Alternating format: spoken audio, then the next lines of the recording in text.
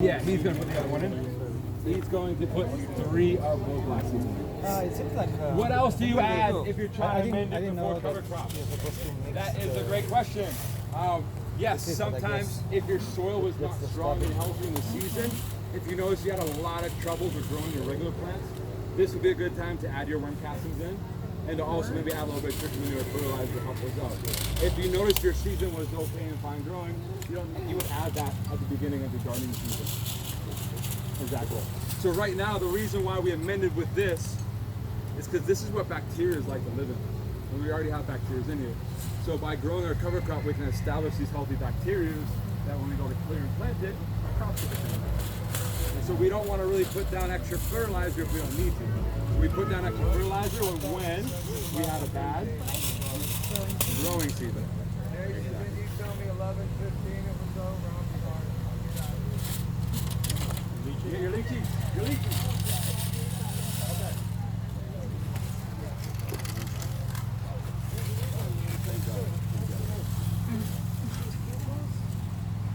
Codes. Normally we like to soak in advance, but we didn't want to do this in advance. Wait, see, we want to show you everything. Who's heard of worm tea? Who's heard of compost tea? Okay. If you've heard of it and you feel comfortable speaking up, why do you use it? Is that the same as black mold? Similar to it. Similar to it. It's a liquid one. Does it work? What does it do? It just What's gets the word? everything growing so much quicker and more vibrantly and everything, and it also is liquid format, so anything can take up liquid sooner. Like for example, if you're dehydrated, you could eat some watermelon, but you could also drink a bottle of water, you know? Yeah. And the water gets too quicker. All right. So what she's saying is this helps to make plants more vibrant. It gets off There's the a breeze. bunch of bacteria, right? Gardening bacteria. There's a bunch of beneficial soil bacteria in here that help plants to photosynthesize better. It helps them be able to uptake nutrients better. It helps them to be able to adapt to stress, to heat and cold. And the reason why we're using it today, Santi just gave it away. Okay, now he goes quiet. Germination. So we're typically you would soak your seeds for how long, Santi? Would you recommend with this? Well, it depends on the seed size. So what we're doing right now, an hour should be enough, 30 minutes to an hour. But bigger seeds, you can do up to a whole day. So soaking your seeds in advance when you're spreading them out in the way we're about to spread them out, it's going to give you way better growth from them to help establish them more. There's another thing we're supposed to add, but it didn't come in. So the reason why we didn't want to get it right away is we want to see who wanted it, and we can have it to you early this week. If you give us your email address, it's bacteria, it's very photosensitive, so we don't want to keep it in our greenhouse. Remember I talked about nitrogen fixing plants? Well, the plants don't fix nitrogen. That's all. It's actually a relationship with bacteria. So what happens is these bacteria live on the roots of these bean plants. And in return, the bacteria pull nitrogen out of the air. You're surrounded by nitrogen. Nitrogen's like protein for plants. That's plant protein. Then the bacteria live off the roots. They eat the sugars from the plant roots. The plant root eats the nitrogen. So that's why when we chop our bean plants, the nitrogen goes in the soil. So that's something that we're going to have. It's called rhizobium. It's a bacteria. Don't want to get too geeky. If you got questions, you can ask afterwards. But that's something you're going to really want to put down if you haven't added it in your garden. It's in my soil. There's already some of them in the soil conditioner we have. But there's specific for the specific seed to use. We've put it down before, so I know it's here. I don't have to add it again. It's not a big deal. All right, so who's got the measuring cup? I have one. You got one? He's got the clear one, the half ouncer. All right, so what we're gonna do is we're going to put in a half ounce. Someone else want to pour in a half ounce with them? That's 1 tablespoon. Measure 1 tablespoon over. See it, I converse. Yeah, I think there's one. It says one. Yeah. So, and then you can go ahead and put it into that bucket. Yay! Okay. Who's good at estimating amounts? Who's my chef in this kitchen? Joey. All right. Put a gallon of water in here. In here. Too much and they're gonna burn. What's that? If you do too much, the whole bucket catches on fire. Okay. A little bit more. A little bit more. How do you feel, Joey?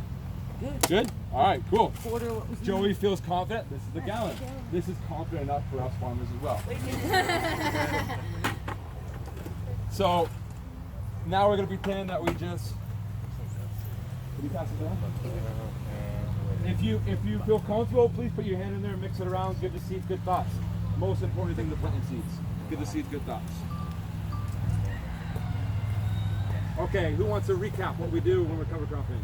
The first thing that we want to do to our soil is add the compost after we've already cleared it, right? Cool, so mix that in. And then what do we do? Seeds? Stuff our seeds, right? Soak our seeds. For how long do we soak our seeds? Half an hour to the whole day. Depends Cool, on so an average an hour. It could be 8 hours, it could be a whole day if they're huge. That's the same thing, you do about an hour for the rhizobium too. I don't want to get too much into numbers on the packs. Each pack's for 100 square feet. So it's real simple. You can just pour the seed out into 1 cup, and if you're less than 100 square feet, use the amount you need. So if you have, let's say if it's a cup of seed in that bag, and you're trying to do 50 square feet, just put a half a cup down. You're good to go and put it away. Make that note on your bag. You can put your hands in there, mix it around, and keep it mixing. It smells very sweet. Who's got the worm tea? Can you pass that bottle around to people too? If you want to take a sniff. If you drink kombucha, it's nature's kombucha. Do you have cats in the house or dogs inside your house? Yeah. Okay, glue it down in water, spray on your couch, it'll get rid of the smell. You have chickens? Okay, gets rid of salmonella, gets rid of the E. coli problems, gets rid of all that stuff. Smells like molasses. Smells like molasses. A lot of molasses in there. Molasses is great for the soil. What else is it used for besides that sort of stuff? Nutrient absorption. Yeah, nutrient absorption, but I mean besides plants. Yeah, so it's used a lot in the household. You can get rid of smells. If you rent a car, if you're a smoker, what's that? Yeah. You ever use septic, like your septic cleaners of bacteria? To make alcohol. Enzymes. We're working with enzymes right now. All this stuff is multifunctional. The coolest thing is you can ferment that way bigger. We can tell you about that another time. It's all going around. Pretty sure everyone got it. Everyone's got it. Everyone got a chance to clear it. Who wants to spread some seeds out? Is there a specific We have a mix secret? you use if you have nematodes versus if you're only trying to fertilize your ground? Yes. Does anyone want to hear about the mix of nematodes you use? Yes.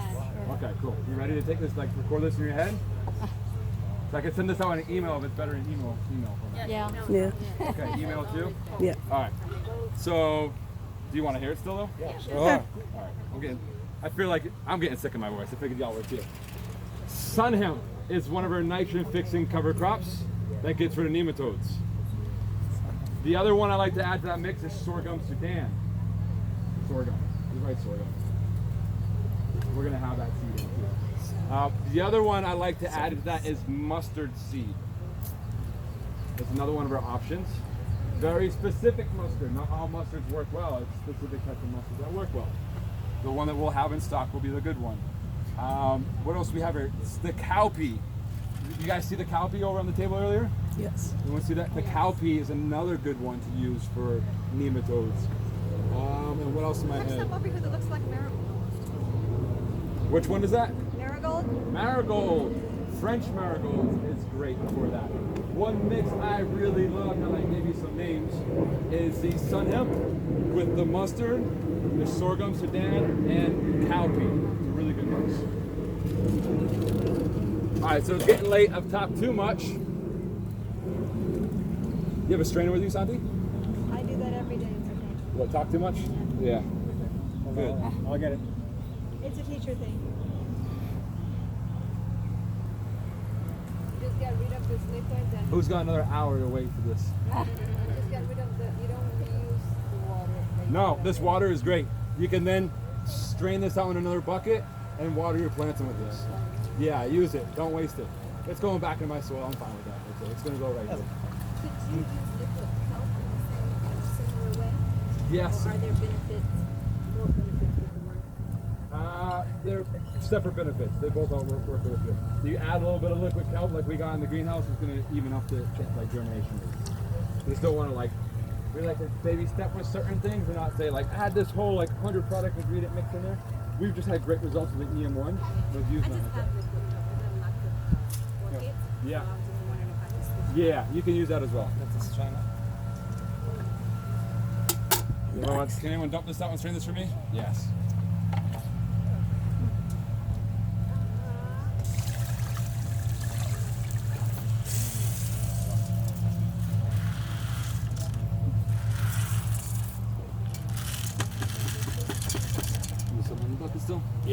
All right, that's fine for now. Let's try that. Okay, so you see the seeds? The different colors. We have millet in here. Millet is a grass. What do grasses do? Yeah, they create the ground cover like all their cover crops. Anyone else know what Which grasses would do? be kind of good, because I get painted buildings and they like. They loosen their so eco-tillers. I was thinking I'd Do you like hear to that? grow People some. anti-tilling. This is the plant you can use to till. That's a very Yeah, I small did some seed. sprouting, mostly There's sun hemp in here. What's the other thing sun hemp does? and yellow Just peas. told you. Mentos. There we are. All right, cool. You know, And also Uh-huh. creates nitrogen. It's their fertilizer. So this is going to help to fertilize the soil. There's also cowpea in here. Anyone know what cowpea is? Smell like molasses. Nitrogen, yeah. Okay. Both cow urine and the cowpea bean. I like molasses. molasses for sure. I realized when I said cowpea what I sounded like, and I was like, oh, I want to put my hand in there. Cowpea are also black-eyed peas. You eat black-eyed peas? One of our cover crops. This type of cowpea is specific for Unicosia. He's loving every time I say cowpea. Not all of them. Not all of them. We're not worried about that. So it's just a mix. You can do one cover crop, you can do multiple. We like multiple. It's going to cover different ways.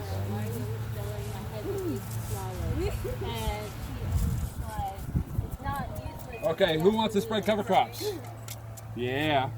We need more than one person. Where's the quarter cup scooper? I have it. The black one, the little black I'm ready. one. I'm ready. You got that one right there? It's really hot. Yeah, the black one is? Yeah. All right, so if you want to spread cover crop, I'm going to give you this handful. Right here, this is what you're going to use in one of these 4x8 spaces to get comfortable. You want an example first? Sure. Yeah. So that's what this say. So, you're my garden bed. Jeez, how dare you walk on my soil? You know, there's 3 stalks. No, I know. You see how complicated I'm making this right now? No.